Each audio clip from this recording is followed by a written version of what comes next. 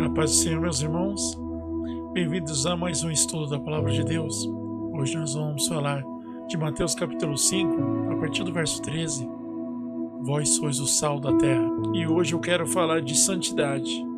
Quando falamos de sal da terra, também estamos falando de santidade. E o que nos traz a santidade? E eu gostaria de fazer a leitura de 1 Pedro capítulo 1, do verso 13 ao 16. Por isso, cingindo o vosso entendimento, sede sóbrios e esperai inteiramente na graça que vos está sendo trazida na revelação de Jesus Cristo. Quando lemos o texto, nós vemos que o que significa cingindo o vosso entendimento, sede sóbrios. Cingir quer dizer se vestir, fechar o entendimento, compreender as coisas. Sede sóbrios é trazer verdadeira revelação, verdadeiro entendimento, sobriedade. Em 1 Tessalonicenses, capítulo 5, verso 6, a palavra do Senhor vai dizer: para que nós não durmamos como os demais, vigiemos e sejamos sóbrios. Pedro está nos chamando para uma sobriedade de entendimento, estar acordado, estar atento às coisas de Deus.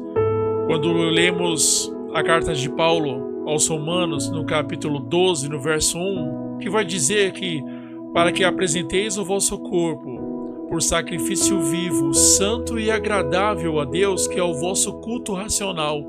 O Senhor nos está direcionando para que nós possamos ter entendimento de tudo que nós fazemos diante do Senhor. Porque quando cultuamos a Deus com entendimento, entendendo as Escrituras, entendendo a promessa de Deus sobre nossas vidas, nós nos direcionamos a andar em santidade, nos direcionamos em obediência, em vigilância e assim praticamos a sobriedade. E o texto vai continuar dizendo: e esperai inteiramente na graça que vos está sendo trazida na revelação de Jesus Cristo. Em Romanos 8:24, a palavra diz que porque na esperança fomos salvos. Ora, a esperança que se vê não é esperança, pois o que alguém vê, como espera? Mas se esperamos no que não vemos, com paciência o aguardamos. Com paciência esperamos o Senhor.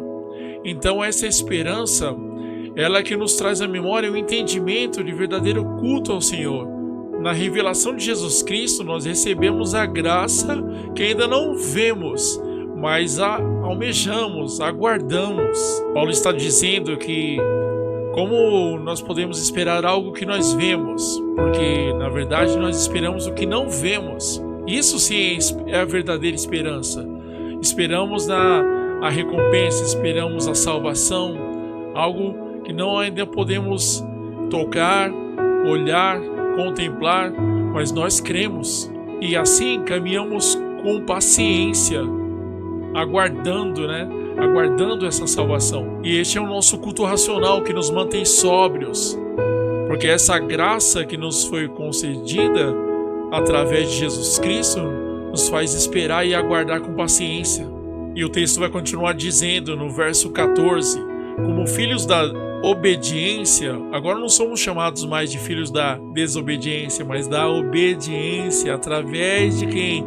De Jesus Cristo. Não vos amoldeis às paixões que tínhamos anteriormente na nossa ignorância, porque quando conhecemos a Cristo e a sua graça, inevitavelmente o Espírito de Deus vai nos conduzindo a um novo nascimento, e assim somos restaurados todos os dias, somos transformados à imagem do seu Filho.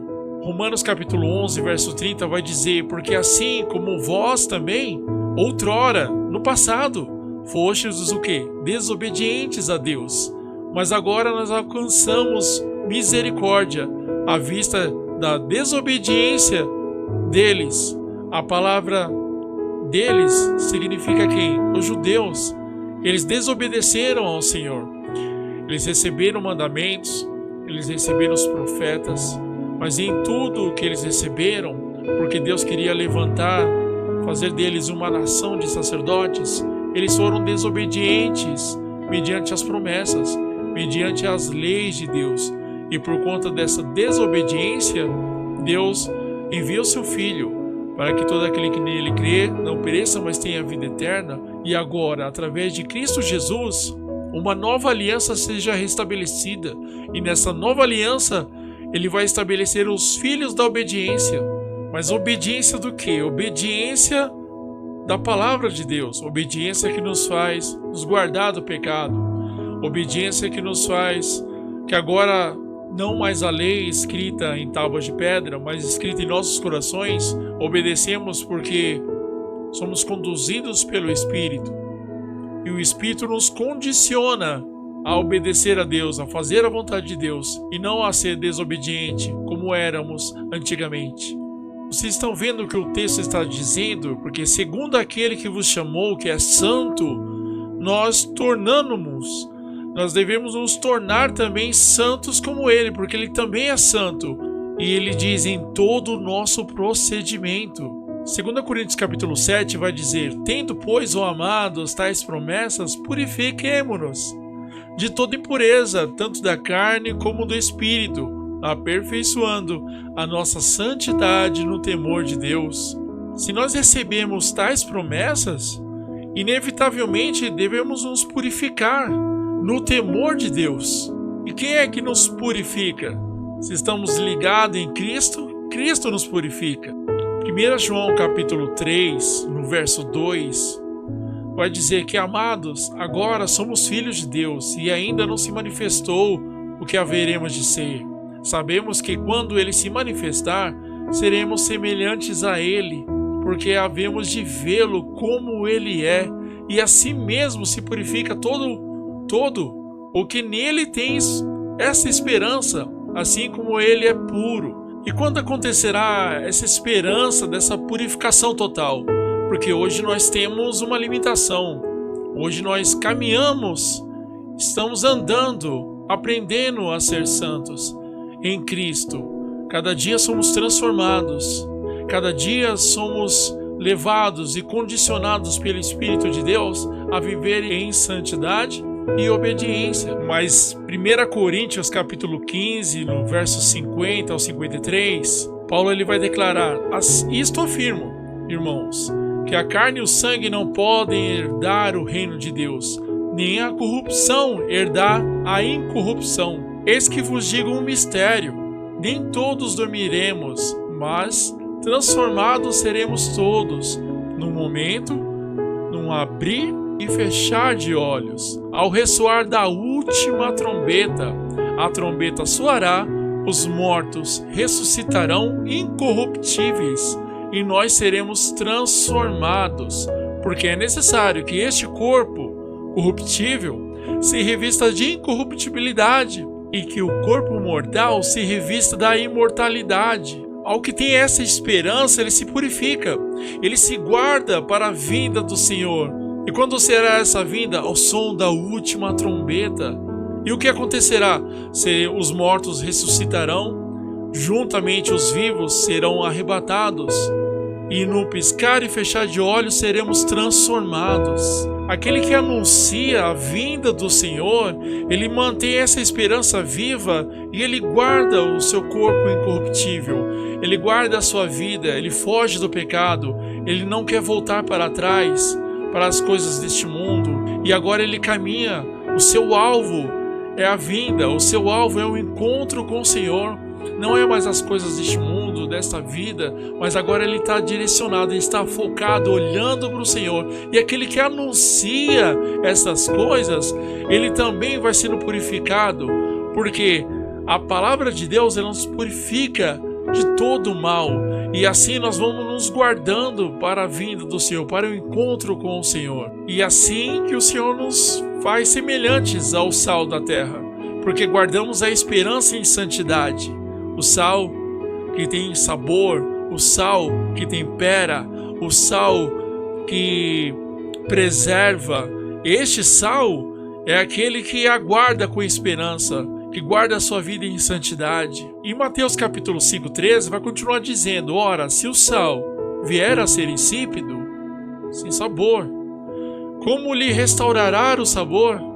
Para nada mais presta, senão para lançado fora e ser pisado pelos homens. Olha o que Hebreus capítulo 10, no versículo 26 vai dizer: porque se pecarmos voluntariamente, mas está falando de pecado voluntário. Pecado voluntário é quando a pessoa ela se dispõe ao pecado, ela planeja o pecado. Porque se pecarmos voluntariamente, depois de termos recebido o conhecimento da verdade, já não resta mais sacrifício pelos pecados. O escritor de Hebreus está nos direcionando que aquele que conhece as Escrituras, aquele que conhece a vinda do Senhor, ele conhece as promessas de Deus, experimentou das coisas de Deus, e agora ele comete um pecado voluntário, ele peca voluntariamente, ele planeja o seu pecado, mesmo sabendo do juízo de Deus. A Bíblia vai dizer que já não resta mais sacrifício pelo pecado. Não está dizendo sacrifício de animais, derramamento de sangue, mas está falando do sacrifício de Cristo na cruz do Calvário.